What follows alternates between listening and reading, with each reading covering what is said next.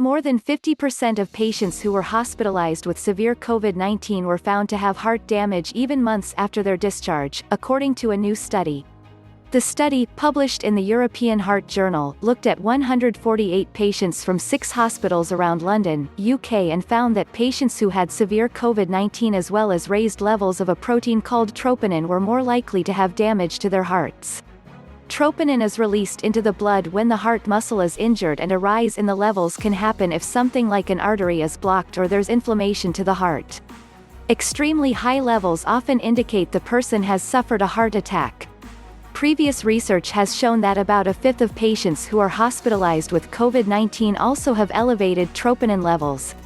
Elevated troponin levels have also been linked to poorer outcomes and an increased risk of death. However, the cause and extent of the damage hasn't been fully studied. Using magnetic resonance imaging (MRI), this latest study found several types of damage to the heart in the COVID-19 patients with raised troponin levels, including inflammation of the heart muscle, scarring or death of heart tissue, restricted blood supply to the heart, or a combination of all three. We found evidence of high rates of heart muscle injury that could be seen on the scans a month or two after discharge. Whilst some of this may have been pre-existing, MRI scanning shows that some were new, and likely caused by COVID-19, said lead author Professor Marianna Fontana, a professor of cardiology at University College London. Importantly, the pattern of damage to the heart was variable, suggesting that the heart is at risk of different types of injury.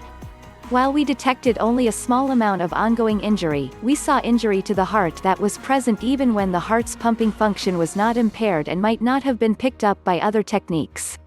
To break it down a bit more, the study found that the parts of the heart that are responsible for pumping oxygenated blood to the body was normal in 89% of patients, but 54% had signs of scarring or injury to the heart muscle.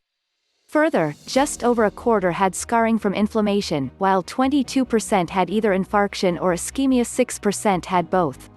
Finally, the study found that 8% of participants had ongoing heart inflammation. Fontana explains that while in most cases the cardiac damage is common and won't likely affect the heart's function, being able to identify the type of damage can be helpful, especially when it comes to picking out patients who are at higher or lower risk. In the most severe cases, there are concerns that this injury may increase the risks of heart failure in the future, she explained.